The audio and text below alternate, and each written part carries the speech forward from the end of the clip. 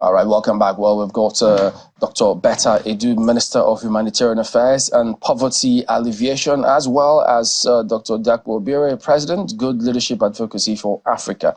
Good morning, both of you. Thank you for coming on today. Thank you so much for having us. Well, Dr. Edu, when people read the description of your ministry, people will assume different things in terms of what to expect. So perhaps we should just start by asking you to tell us, what does your ministry categorically entail?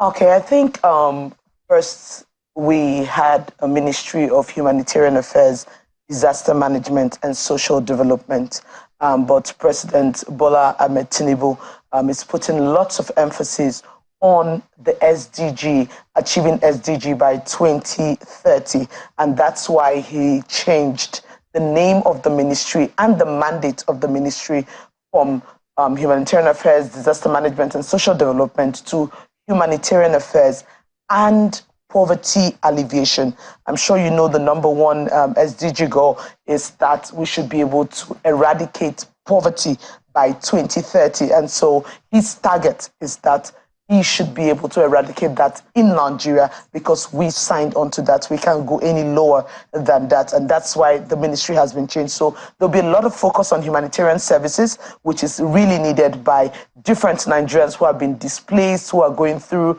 some humanitarian crises, whether man-made or natural disasters. And of course, we need to address very heavily the issue of poverty alleviation. And so that's really where the mandate of the ministry lies. It's like the flagship ministry that's supposed to provide succor for Nigerians. How do you plan to approach that? Okay, so presently now we are working on our the full detailing of all our action plan on what we've been doing, that we'll be doing. The agenda has been set already by Mr. President in his action plan when he said he's going to be increasing the social nets for Nigerians, creating jobs, both skilled and unskilled, moving us really from a certificate economy into a skilled economy. Of course, eradicating hunger, because that's one of the key issues around poverty. And then he's going to be working on the educational sector. So when you have cash transfers, conditional cash transfers, they are attached to conditions like a poor family must ensure that their children go to school. So the cash transferred to you is for the education of that child. And then government intervenes to ensure that the child can go to school, afford to have nutrition while in school, and then have all they require to thrive in school. So there are different levels to it. For the humanitarian angle, we'll be doing a lot, bringing in some innovation. One of it, which I would want to state today, is the Humanitarian Trust Fund, where we'll be mobilizing resources from across board. We would, as government, put our resource into that central post. We'll get the development partners to invest in it. The private sector, just like what we saw during the COVID pandemic, where private sector stood up to the challenge through the COVID, and they came all together to support. They'll be coming into the humanitarian space really, really very large. And then we'll be talking to different countries, bilateral agreements, and of course, individuals and businesses that are ready to support this cause. So it's a whole full package, and it will be unveiled and launched in a couple of weeks from now. And then Nigerians can have the very fine details of what they expect to see from the ministry. Well, I wasn't certain whether to say congratulations to you or to say good luck. Because you do know. Exactly, because I'm sure that you, of course, appreciate the amount of work that that lies ahead of you. You have spoken in the past about lifting 133 million Nigerians out of poverty. Even though some people will say that those figures were talking about people who are multidimensionally poor. Sure. So it is rather broad, so to speak. Do you have a category of, I mean, you've talked about hunger. I mean, those who are, facing, food shortages. But do you have a category of people, and have you been able to settle on a more definitive figure of the number of people whom you're targeting in the first phase of some of your programs? So that's been worked out now, but the very first thing which we are starting almost immediately is the verification of the social register. I'm sure for a couple of days and weeks, we've been going back and forth with the Nigerian Governors Forum and several other interested parties saying the social register is okay, it's not okay. The people who are truly poor are not on the list. There's some political influence to it and the rest of it. So we're going to first carry out a full verification of the social register to ensure that truly it's the poorest of the poor, those who deserve to be on that list, that are on that list. And then from there, we will now create the different beneficiaries category. So those who will be benefiting from the hunger intervention, the zero hunger intervention, those who will be benefiting from the educational intervention, those who will be benefiting from the skilled job and job opportunities. We'll also in the humanitarian sector be creating humanitarian jobs. So if you have followed or worked with some of these UN agencies and the rest of them, you see that they have short-term contracts for jobs. So if there's a humanitarian crisis at point A, they immediately hire both skilled and unskilled persons to go and handle different aspects of the humanitarian response in those locations. And so we'll be preparing a protocol that can easily give guidelines to those who will be hiring for 3 months, for 6 months, for 1 year, maximum 2 years on contract basis to go and attend. So all of those are ways in which we hope to really get the jobs out. Yeah, I'm just wondering about that register. I know the governors did say, even at NEC, that it lacks integrity. They're not going to use it, so they discarded it. So are you saying that, you're going to use that same register yourself? So, like I said, we are going to verify and update, and we're going to work with the governors so that they can own it. We're going to work with those at the local government so they can own it. One of the challenges which they raised was that they were not involved in the process of really getting the poorest of the poor.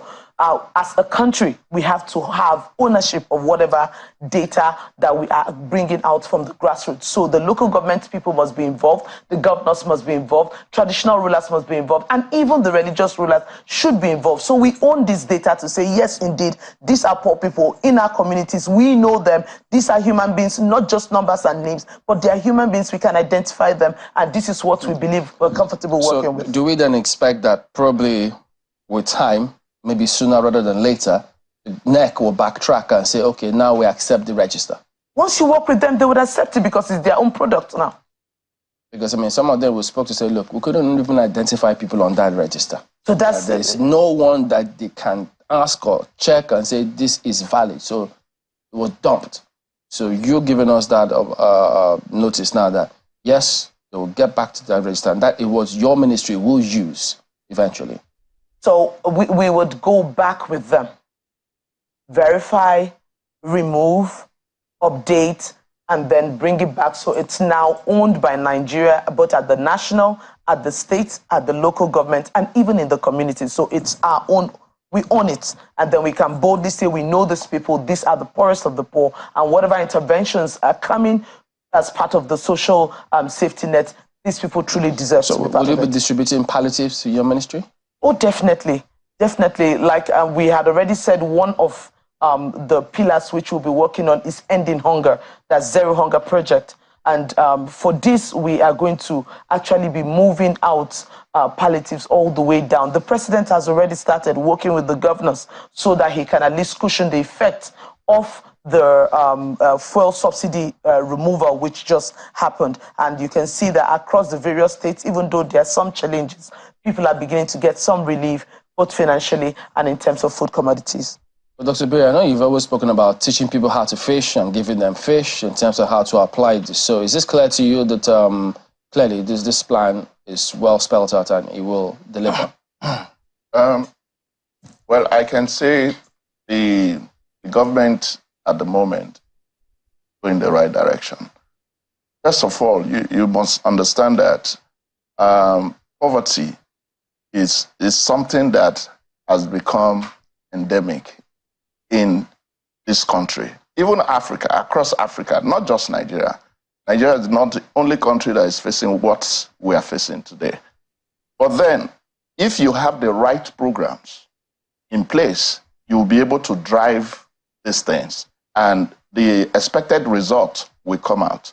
But from all the plans that the government has put in place, and now we have ministers, because all this while, it was just the president, the permanent secretaries and others running the affairs. But now there are people designated to take care of different aspects of the economy. So it's going to trickle down. And we believe that by the time the programs are well executed, because that's the problem. That's the problem. Yes, they can be fine programs, they can be fine designs, fine arrangements, but when it comes to implementation, sometimes we have a different feedback. Do you think we'll have a credible platform to execute that at the moment? Yeah, like the minister just said, right? Because if you look at what happened during the COVID, you look at what happened concerning the palliatives, to the extent that some of them were hoarded. They were hoarding the palliatives, and this triggered the anger of the people to go into warehouses. We saw what happened. But at this time, I think the government should be more proactive in doing things, and they should organize it in a way that the people that this palliative are targeted to should get these palliatives, not another avenue of jamboree for some people. So I think the minister, from all she has said, I can feel it from my own part that yes, she's ready. Yeah, and part of those benefit from the palliative. No. I'm not. The palliative is not going to get to me. Yeah. But then it's not. I'm not looking forward to receiving anything. But I have people back in my community that need palliative. But Dr. Du, when you talk about lifting 133 million people out of, that is huge. So is lifting them out of poverty just about giving them palliatives? No. Because at what point would you then say, okay, we have lifted these people out of poverty, whatever number? Good. So the first thing I would want to state here is that we will be very transparent and accountable to Nigerians. That's a promise I give on my honor, on the honor of the president. We'll be very transparent to Nigerians. And so what we have done, we'll say we have done, and everyone will see that we have done it. What we have not done, we'll say we have not done it. And like I said, it's going to be in a phased manner. So the target is 2030 to lift this number of persons out of poverty. And like she stated very clearly, it's multidimensional. So there's some which the poverty is in terms of food, and that will be provided. There's some which the poverty is in terms of access to basic services like healthcare. Some it's in terms of education, and the rest of it's no job, unemployment. So it's multifaceted, and then we would be working with it as such in phases to achieve results. Now, we like he was trying to say, we have learned from lots of mistakes in the past. In the last couple of days, we've been reading and really analyzing and reviewing different poverty alleviation programs in Nigeria, and why did it not meet the target they're supposed to meet, and what can we do differently to meet these targets. Even the issue he raised during the COVID period, right, where he said they had issues with palliative, getting to the people who truly should have them. These are all challenges. How can we now work in such a way that we don't have things stored up anywhere, but they are moving directly from manufacturers or marketers to the people who should benefit from them? I remember when I was young, living in the UK, they used to deliver milk in a white gallon. I can remember that, to the doorstep. So we didn't have to gather anywhere to get anything. It could be delivered to our people where they live, even down in the remote areas. And it's not about palliative. Palliative is just one little bit of it. There's a whole lot. I mentioned the educational sector. I mentioned job creation, both skilled and unskilled. I mentioned bringing people into fabrication academy, micro, small, and medium enterprises. These are all parts of the intervention to really elevate poverty. So it's a broad range, but we'll be launching it, and we'll be telling figures and the numbers which would fall in each category, so that Nigerians can know what to hold us accountable for and the timeline for which we want to deliver on it. All right, let's bring in our colleagues in Lagos. Chamberlain, well, Dr. Edu, I really don't envy, what you have to do right now, being Minister of Humanitarian Affairs and Poverty Alleviation. There are those who would say the register, the social register that you're talking about, for instance, there's those who will say it's the only reason that the government and the governors are saying they're not going to be part of it, or they don't want to use it, or it's not authentic, is because they are not the ones, that came up with it.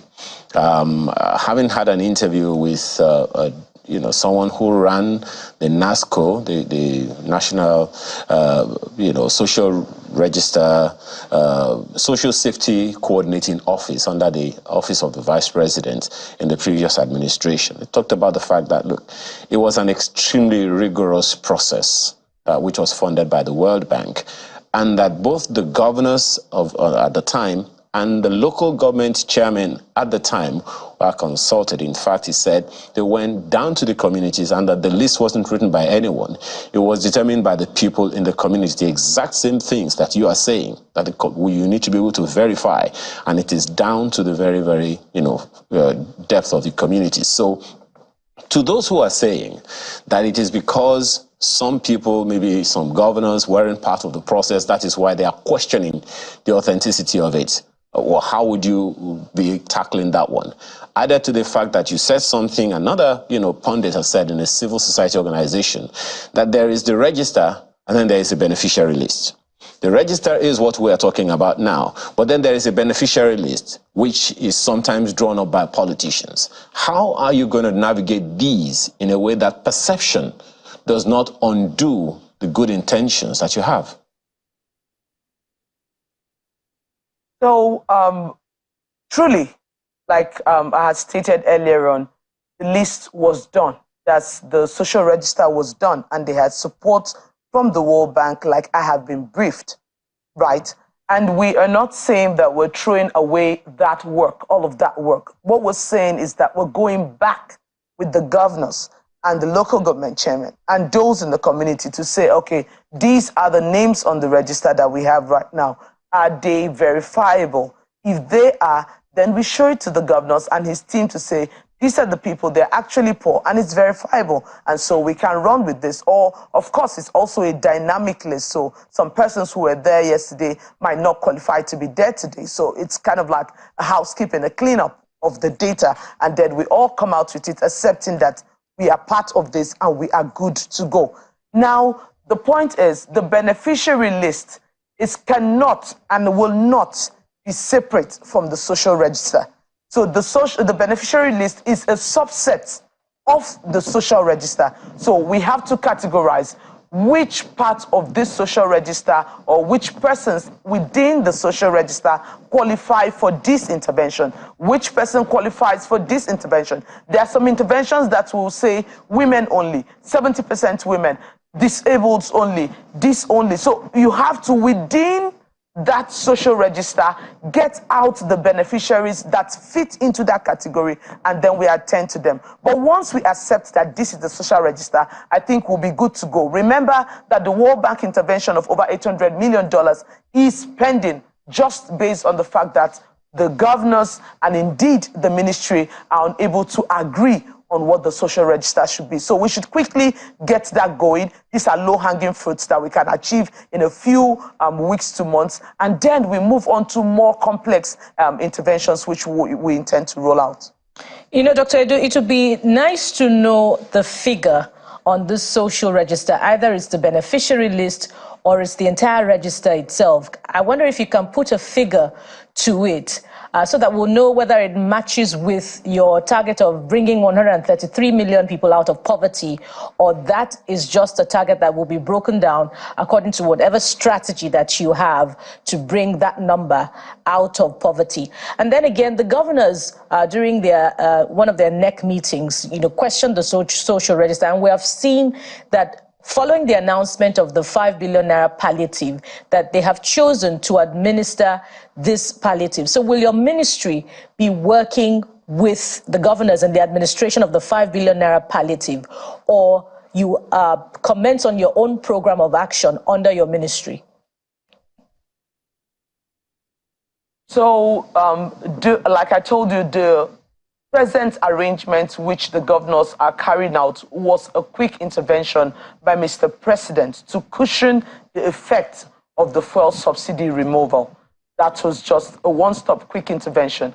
Right now, we are going to have a properly well-planned, fully expanded program to reach out to every state, and we will be working with the states. So we're not just going to be acting like federal government in isolation in our own silos. We'll be working with the governors, we'll be working with the local government chairman, we'll be working with everyone to see full implementation of it. Remember, Nigerians actually live in those communities, they live in those states, and they live in those places. And we'll also be working with other key stakeholders, like members of the National Assembly, to be able to get down to the grassroots. I mentioned the traditional rulers, I mentioned the religious rulers.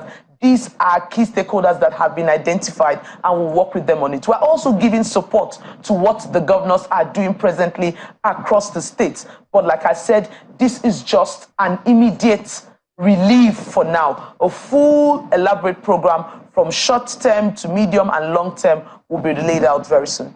Okay, I'm not sure if you've responded to this, but someone wants to know, do you have specifics in terms of are you targeting low-income earners? Any specific thing in that regard? Oh, sure, we are.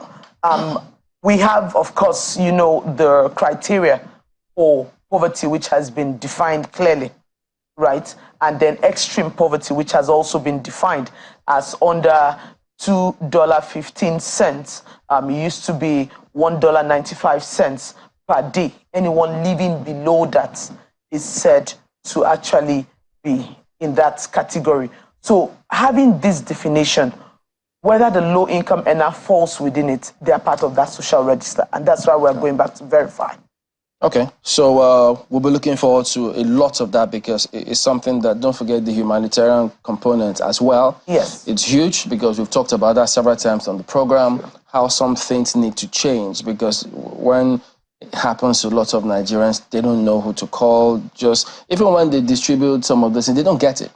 You know, they move them to a particular place, and that is it. Nobody comes back to all of them. So we're hoping your ministry will revisit that and have something that they can latch onto for the longer term.